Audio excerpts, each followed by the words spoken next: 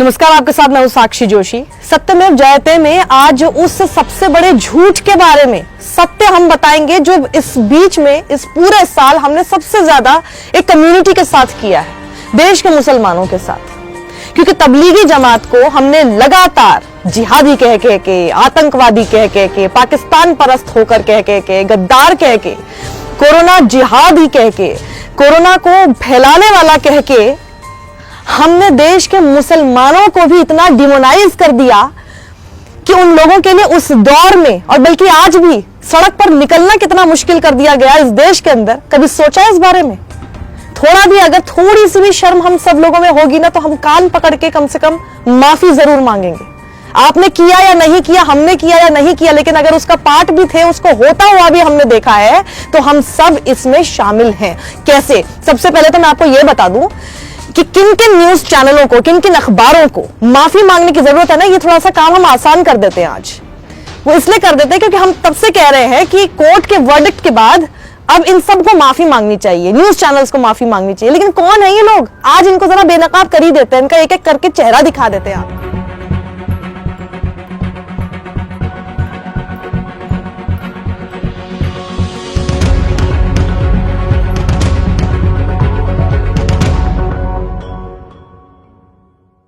सबसे पहले तो मिलिए इस आदमी से आप।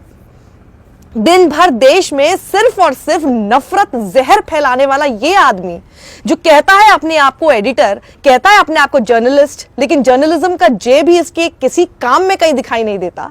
इस आदमी से शुरुआत मैं कर लेती हूं। चेहरा देखकर ही समझ गए होंगे कि किस तरह की भाषा का इस्तेमाल किया था इसने। अब सुन लीजिए, आप लोगों ने शायद देखा ही होगा इसको। अब सुनिए कि इसने क्या कहा था। इसने ये कहा था 31 मार्च को अपने शो बिंदास बोल में, कोरोना जिहाद से देश बचाओ, तबलीगी जमात को बैन किया जाए नरेंद्र मोदी। अगर भारत की मस्जिद से हिंदुस्तानियों को खतरा है और कोरोना वायरस लेकर घूमने वाले मानव बम खुलेआम घूम रहे हैं, तो क्या आप इसे कोरोना जिहाद नहीं कहेंगे? 6 की मौत हुई थी उस वक्त तेलंगाना में। उनके बारे में किसी को कोई सिंपैथी नहीं थी और ये आदमी ये काम कर रहा था, उनको एक तरह से टेररिस्ट बुला रहा था। Can you beat that? आगे बढ़ूं उससे पहले आपको बता देती हूं कि चीफ मेट्रोपॉलिटन मैजिस्ट्रेट ने क्या कहा है।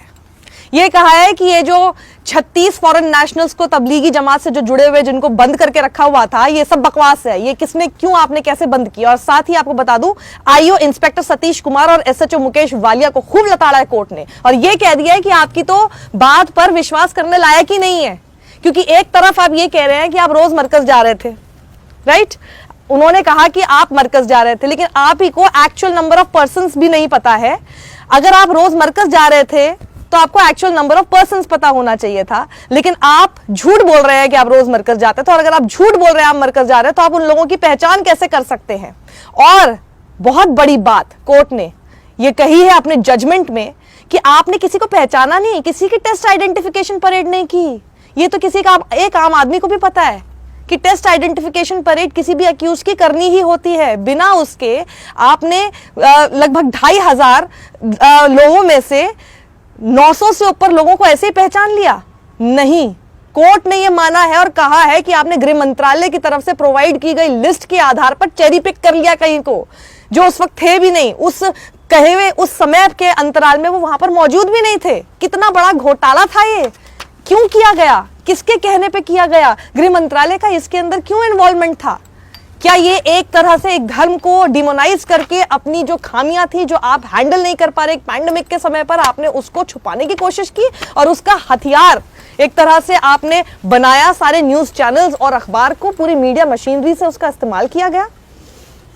अब देखिए दूसरा शख्स, इंडिया टीवी ने एक स्पिटिंग के ऊपर स्टोरी चलाई थी और यह कहा था, वीडियो चलाया कि ये एक एंटीडोट की तरह काम करेगा कोरोना वायरस का। ये कोई मौलाना था जिसका वीडियो उन्होंने रिपीट मोड में और खूब यूट्यूब वगैरह पे डाला। इन्होंने ऐसे करके चलाया। अब आपको बताते हैं, ऑल्ट न्यूज ने एक फैक्ट चेक किया, जो कि एक यूट्यूब चैनल है IRC TV, जिसने 2017 में ये वीडियो डाला था।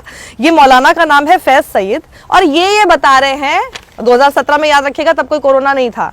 तो ये तब अगर वीडियो बनाया गया था, वो ये कह रहे हैं बेसिकली जेस्चर था स्पिटिंग, थूकना एक जेस्चर के तौर पे था, असली में थूकना नहीं। वो बेसिकली वो ये होता है कि वो एक इस तरह की प्रीचिंग दे रहे थे कि अगर अंदर कोई इवल थॉट्स आती हैं, शैतान आपके अंदर घर करने लगता है, आपको ऐसा फील होने लगता है, तो उसमें सबसे अच्छा तरीका है कि उस वक्त आप एक जेस्चर के तौर पर साइड में से थूक दे, तो उससे क्या होता है कि वो शैतान निकल जाता है। जैसे हम कभी किसी को नजर लगते हैं, हम नहीं कहते थू थू थू थू थू, बिल्कुल कहने वाली बात वो जेस्चर जैसी है, उसको इन्होंने इस तरह से पोर्ट्रे किया। सोचिए, ये हमारे देश के न्यूज चैनल है, ये हमारे देश का जर्नलिज्म है।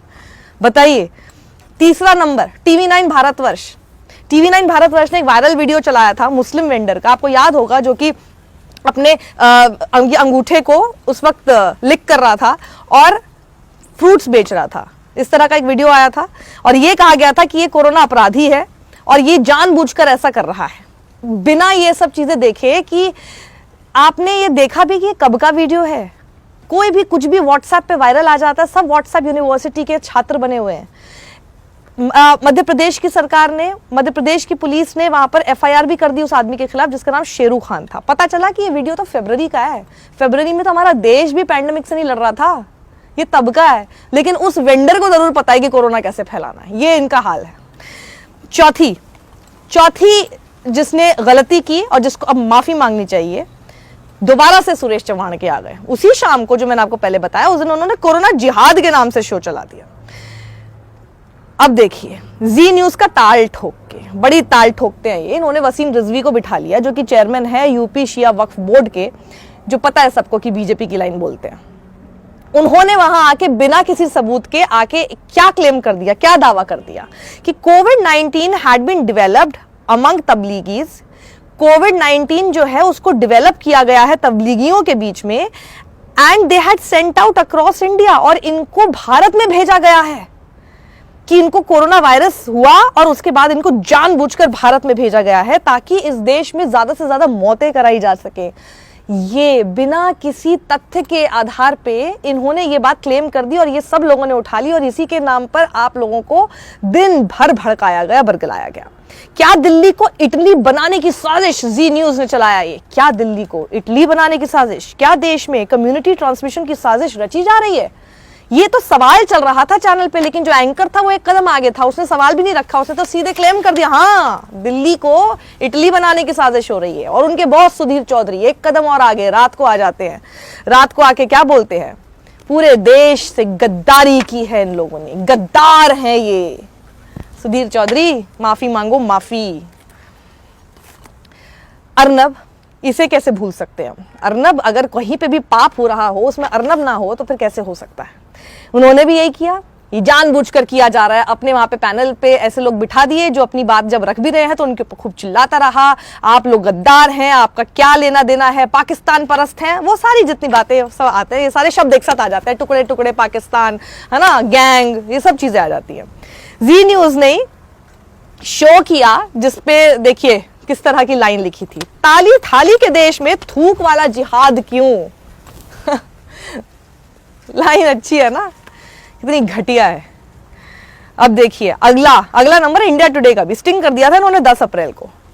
दिल्ली और ग्रेटर नोएडा के इन्होंने 2 मदरसा दिखाए जिसमें इन्होंने ये क्लेम किया कि वहां पर वायलेशन करके, जो कोविड-19 की गाइडलाइंस है सरकार की, उसका वायलेशन करके अपने बच्चों को यहाँ पे छुपा के रखा हुआ है और मदरसा हॉटस्पॉट है ये, मदरसा जिहाद, मदरसा कोरोना हॉटस्पॉट, ये इन्होंने इसको क्लेम कर दिया। और ये भी क्लेम किया कि इन्होंने सोशल डिस्टेंसिंग का पालन ही नहीं किया इन बच्चों ने वहां पे। न्यूज लॉन्ड्री ने स्टिंग का पर्दाफाश किया, कई खामियां स्टिंग में से निकल के आई हैं, न्यूज लॉन्ड्री की वेबसाइट पर देख लीजिए। तबलीगी जमात पर सिर्फ न्यूज चैनल्स ही नहीं, अखबार, प्रिंट मीडिया ने भी बहुत जहर फैलाया है। सबसे पहले अमर उजाला का देख लीजिए, इन्होंने जमातियों के मिसबिहेवियर के बारे में खबर छापी। तबलीगी जमात जो क्वारंटीन थे उन्होंने बाहर जाके शौच किया, क्यों? क्योंकि उनको अपनी जो मीट खाने की डिमांड थी वो उन लोगों ने पूरी नहीं की। राजस्थान पत्रिका ने भी इस खबर को उठा लिया, लेकिन उसके बाद क्या हुआ, सहारनपुर पुलिस ने ही ट्विटर पे ये डाला कि हमने ये पूरा तथ्य देखने की कोशिश की है, जांच की है और ये पूरी तरह से तथ्यहीन है, गलत खबर है। फिर इन दोनों ने अपनी अपनी खबरें वापस ले ली, मतलब कुछ भी इन लोगों ने चलाया। दूसरा देखिए दैनिक जागरण, इन्होंने किया इस्लाम्स पीसफुल प्रोपगेशन एंड जिहाद are two sides of same coin, मतलब एक तरफ इस्लाम अपने आप को शांतिपूर्ण धर्म बताने की कोशिश करता है और दूसरी तरफ ये लोग जिहाद करते हैं, ये एक ही सिक्के के दो पहलू हैं, ये इन्होंने खबर की। ऑप इंडिया, जिसको हम बहुत प्यार से पूप इंडिया भी बोलते हैं, तबलीगी पेशेंट्स जो चेन्नई में थे उनको इन्होंने कैसे किया डिनोट पता है आपको? that they made Islamic gesture popularized by ISIS। अपनी 4 फिंगर उठा के एक उन्होंने तस्वीर डाल दी, उनकी 4 फिंगर उठाए हुए तस्वीर डाल दी, मतलब आप कुछ भी उंगली उठा के कुछ तस्वीर डालेंगे, देख लीजिएगा भैया किसी आईसिस किसी के साथ तो नहीं जुड़ा हुआ, वरना आपको भी जोड़ देंगे। कोई उनकी तस्वीर थी तो उसको उन्होंने ऐसे कर दिया कि देखो आईसिस भी इसी तरह से उंगली उठाता है, तो ये आईसिस के साथ कनेक्टेड है। What an investigative journalism, my God। अब देखिए आर पार में अमीश देवगन कहते हैं कॉन्क्रीट इंफॉर्मेशन है that Pakistan was directly responsible for the corona virus pandemic in India. क्या है इनके पास कॉन्क्रीट एविडेंस? सबूत ये था कि पाकिस्तान से तबलीगी जमात के कुछ लोग मौजूद थे। अच्छा, उसमें 2 पाकिस्तानी भी थे। पाकिस्तानी मतलब ISI, पाकिस्तानी मतलब आतंकवादी, तो वो 2 आतंकवादी वहां पर मौजूद थे और कोई ना कोई साजिश रच रहे थे। अमीश देवगन, जबरदस्त जर्नलिज्म, वाओ।